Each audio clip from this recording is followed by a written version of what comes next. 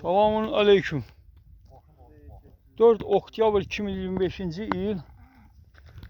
Yenə Füzulidə, Üzərgərdə artizanların işinlə məşğuluq. Bax belə. Mən sizə bir şey göstərmək istəyirəm. İşlədiyimiz yerdir. Yolun ortasında dəymə. Bax, ilanı çəkirəm.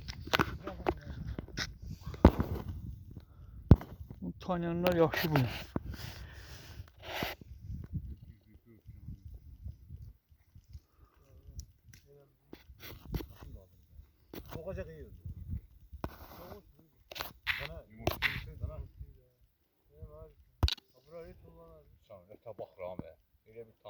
Baba Gürcədir. Düz yolumuzla baş gedirik. Maşın saxlamışıq uşaqlarla. Hər an, hər dəqiqə bax buralar doludur. Bax. Belə bir ilandır. Belə şahmatın üzərində görürsən. Alabula. Güclüyə heç çox arxadan yaxınlar. Güclü arxaya atdı. Bu da belə. Qalan bir dənə belə. Elə belə bir dənə qıdıqla görə nə olacaq?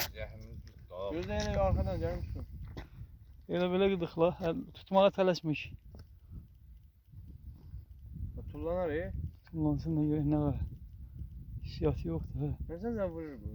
Belə elə qoğuş adamı. Bilmirəm qardaş. Nəsən zaman zəhərlər. Zəhərli ilandır lan. Ramo öldürür. Ay birazdan uzaq dur. Mən Qorxma. Rəhil o. Bunun üstdən keçdi yaxı bəlkə. Ortada qaldı ha bu. Yox, ona fikir ver. Bir təkərin üstü var, izi var belində. Eləmə. Dəmi görə. Eləmə. Qəti heç nə şey eləmə. Getdi. Allahın eyvanıdır. Bax qardaş. Bu öldürməyə gündüzsə. Vay mənim bu adam gücə deməli bu. Başın xarab. Bu bizim obyektə gəlib çıxmağına hələ çox var. Vallahi gücə adam salamat buraxmaz. Allahın işidir. Tamam getdik.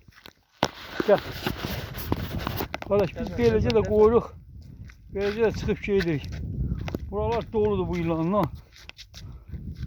Bu bizim balacasını buraxsana göstər. Tərpətmə, şey eləmə, işin yoxdur ki, gəl.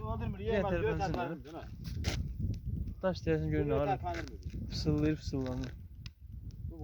Başını da Bu fısıllamır, laldır. laldı. Deməli bunu tərpədim, mənə bir. Bir dənə çöplə deyirəm, görmə elə tərpənir hoppa. Yaxınına getmək təhlükəlidir. O tullanıb bir dənə bir şeydir, dişlədi, başını tərpədir. Deyirsən, o bax qaçdı. Getdi bax. Bax. Nə üstünə tullanır, Bax dilinə bax. Bax. Oyna bu ilə çıxar. Səs-küy ilə qaçsın. Qas, dəmə. Atana tutuyordu.